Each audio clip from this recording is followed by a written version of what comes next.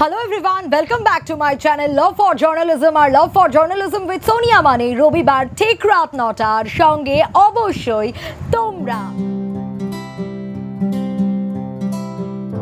আজ আরও একটা রবিবার আর আজ আরও একটা টপিক নিয়ে আলোচনা এবং আমি কন্টিনিউ করব ইন্টারভিউয়ের এই সিরিজটাই। তার কারণ এতটা ভালো সাড়া পাচ্ছি যে অবশ্যই চাই ইন্টারভিউ নিয়ে তোমাদের আরও অনেক টিপস অ্যান্ড ট্রিক্স শেয়ার করতে, যেগুলো আমি নিজের লাইফ দিয়ে বুঝেছি, যাতে আমার সুবিধা হয়েছে তাতে আমি মনে করি তোমাদেরও সুবিধা হবে। কারণ আমি যদি সুবিধে ফেস করে থাকি তাহলে অবশ্যই তোমরাও সেই সুবিধেগুলো ফেস করতে পারবে এবং তাতে তোমাদেরও উপকার হবে একটু হলেও। তাহলে আজ কি আলোচনা করব?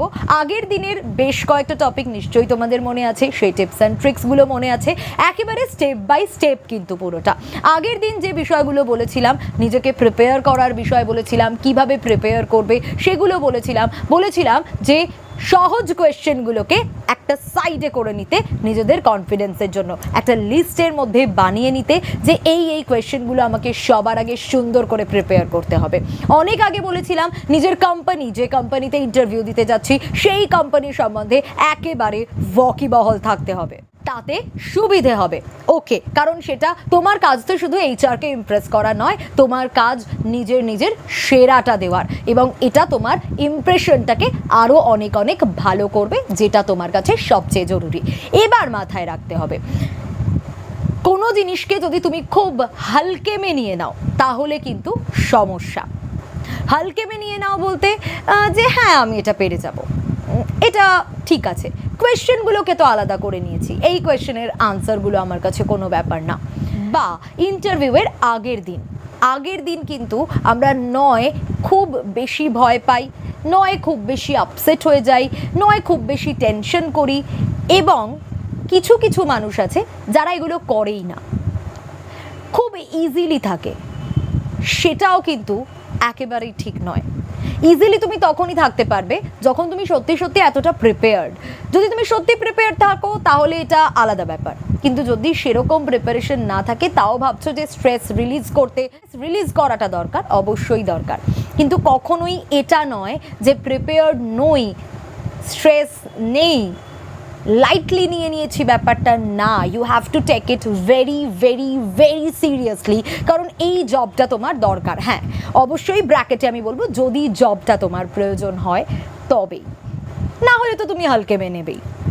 কিন্তু যদি এই চাকরিটা সত্যি তোমার প্রয়োজন হয়, please don't take it so lightly, take it very seriously, খুব প্রয়োজন। কারণ যদি তুমি এটা সিরিয়াসলি না নাও তাহলে হতেই পারে ইন্টারভিউটা যখন তুমি দিতে যাচ্ছ তখন কোথাও গিয়ে একটা অসুবিধে হয়ে যাওয়া, আর একটা অসুবিধে হয়ে যাওয়া কিন্তু সত্যিই তোমাকে সমস্যায় ফেলতে পারে। You have to understand that, and if you understood then there's no problem, তুমি নিজেকে একদম প্রিপেয়ার করেই যাবে। আগের রাতে অবশ্যই স্ট্রেস ফ্রি থাকাটা খুব দরকার।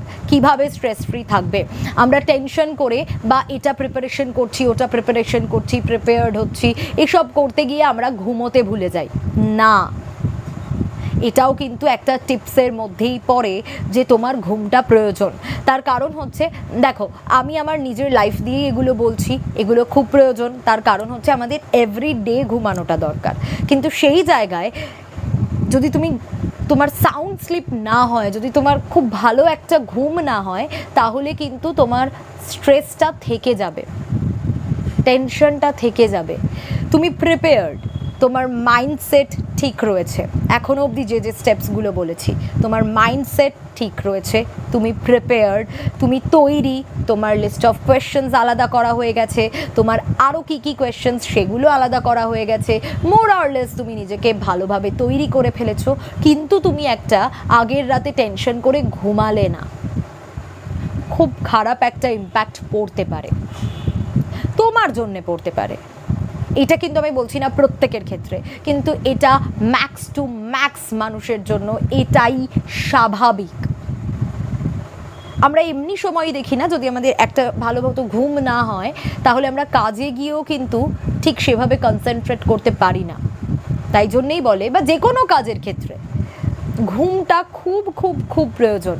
একটা ভালো সুন্দর ঘুম তোমাকে পরের দিনটা অনেক সুন্দর করতে পারে।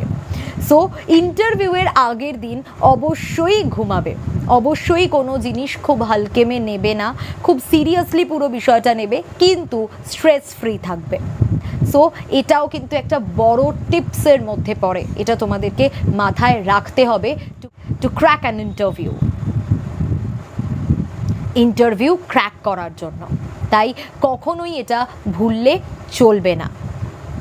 সো এই টিপসটা, আজকের এই টিপসটা খুব ছোট্ট ছিল, এই টিপসটা তোমাদের কেমন লাগলো অবশ্যই জানাতে ভুলো না। আর যদি এই ভিডিওগুলো তোমাদের ভালো লাগে please do like, comment, share and subscribe করতে ভুলো না। তোমাদের বন্ধুদেরকেও বলো লাভ ফর জার্নালিজম সাবস্ক্রাইব করার জন্য। এবং এই যে ধীরে ধীরে আমার লাভ ফর জার্নালিজম পরিবার বাড়ছে, তার জন্য থ্যাংক ইউ সো মাচ তোমাদেরকে। এইভাবেই তোমরা পাশে থাকো এবং এইভাবেই ভালোবাসতে থাকো লাভ ফর জার্নালিজমকে। দেখা হচ্ছে আবারও আগামী রবিবার ঠিক রাত 9টায়। ততক্ষণ পর্যন্ত সকলে সুস্থ থাকো, ভালো থাকো, সঙ্গে থাকো লাভ ফর জার্নালিজমের। Bye by.